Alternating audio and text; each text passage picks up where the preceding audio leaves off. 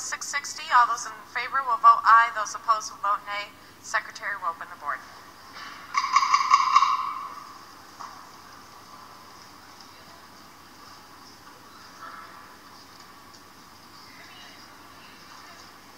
Secretary will close the board and announce the vote. Madam President, on the Whitmer Amendment number 2, there are 5 aye votes and 9 no votes. The yeas and nays have been requested. All those in favor of the yeas and nays will vote aye. Those opposed will vote nay. Secretary will open the board.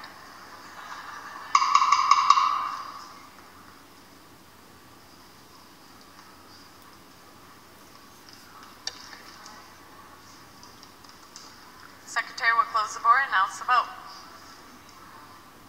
Madam President, on the yeas and nays, there are 10 aye votes.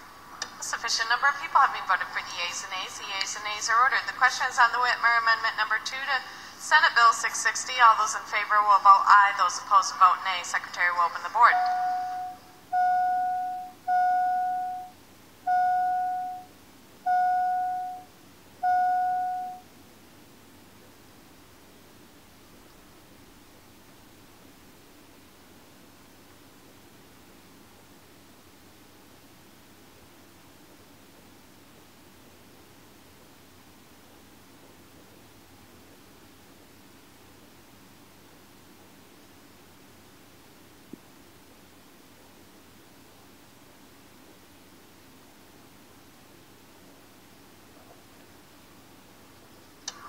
Seeing all members present having voted without objection, the Secretary will close the board and announce the vote.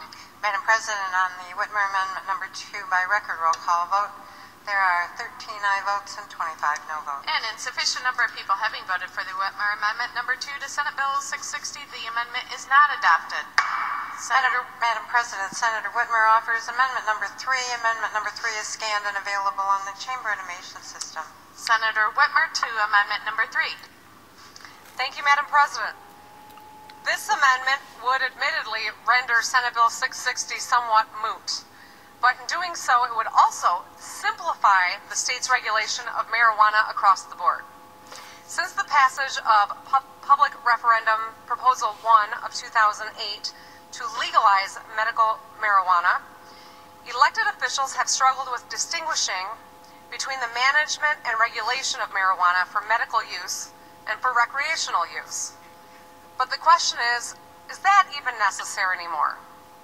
The public sentiment regarding legal recreational use of marijuana has shifted dramatically in the last few years. Just last week, 3 more Michigan communities, Ferndale, Jackson, and our own capital city, passed local ordinances to legalize the possession of small amounts of marijuana for personal use. In fact, the votes were not even close, passing with 69% in Ferndale, 61% in Jackson, and 63% here in Lansing. Similar measures have been passed in Detroit, Grand Rapids, Flint, and Ypsilanti as well, and Kalamazoo and Ann Arbor have also lessened the penalties for marijuana use.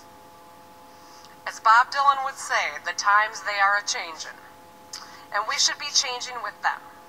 We can either continue to lag behind the times and legislatively address marijuana regulation piecemeal, or we can read the writing on the wall and take proactive steps to simplify all of Michigan's marijuana laws by eliminating much of the need for them.